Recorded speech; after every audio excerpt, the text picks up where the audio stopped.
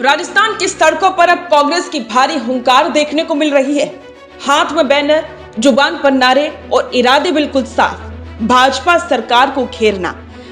मनरेगा बचाओ संग्राम के तहत कांग्रेस ने जयपुर में पैदल मार्च निकालकर विधानसभा तक अपनी आवाज पहुंचाई। लेकिन ये सिर्फ मनरेगा की लड़ाई नहीं, ये लड़ाई है उन पंचायत चुनावों की जो पिछले 6 साल से अटके हुए हैं।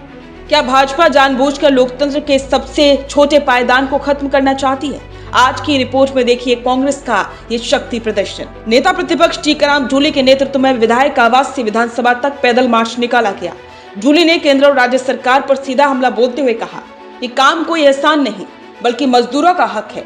उन्होंने आरोप लगाया कि केंद्र सरकार धीरे धीरे मनरेगा योजना को खत्म कर रही है, जिससे ग्रामीण अर्थव्यवस्था की कमर टूट गई। मनरेगा सिर्फ एक योजना नहीं बल्कि गांव के बुनियादी ढांचे की जान है और इसे बचाने के लिए कांग्रेस अब सड़कों पर उतर आई है। वहीं दूसरी ओर प्रदेश अध्यक्ष गोविंद सिंह डोटासरा ने पंचायती राज सशक्तिकरण सम्मेलन में भाजपा की दुखती रग पर हाथ रख दिया। डोटासरा ने सवाल उठाया कि आखिर क्यों पंचायती राज प्रतिनिधियों का कार्यकाल खत्म हुए 6 साल बीत जाने के बाद भी चुनाव नहीं करवाए जा रहे। उन्होंने इसे संविधान का खुला उल्लंघन बताया। डोटासरा ने तंज कसते हुए कहा कि एक तरफ प्रधानमंत्री संविधान की दुहाई देते हैं और दूसरी तरफ उन्हीं की सरकार राजस्थान में लोकतंत्र की जड़ों को काट रही है।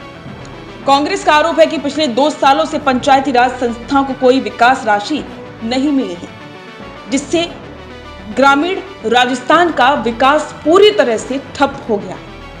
पूर्व प्रदेशाध्यक्ष डॉक्टर सीपी जोशी ने भी कार्यकर्ताओं को संबोधित करते हुए कहा कि भाजपा उस पंचायती राज व्यवस्था को कमजोर कर रही है जिसने दलितों, पिछड़ों और युवाओं को सशक्त बनाया था। कांग्रेस का कहना है कि ये लड़ाई तब तक जारी रहेगी जब तक गांव को उनका हक और पंचायतों को उनके प्रतिनिधि नहीं मिल जाते। कांग्रेस के संग्राम ने राजस्थान की सियासत को गरमा दिया है। अब देखना यह होगा कि क्या इस दबाव के बाद भाजपा सरकार चुनाव की तारीखों का ऐलान करती है या ये खींचतान और आगे बढ़ेगी। क्या मनरेगा का बजट वाकई में कम हो रहा है? अपनी राय कमेंट बॉक्स में जरूर बताएं और राजस्थान की हर बड़ी राजनीतिक हलचल के लिए द फैक्ट इंडिया को सब्सक्राइब करना ना भूलें।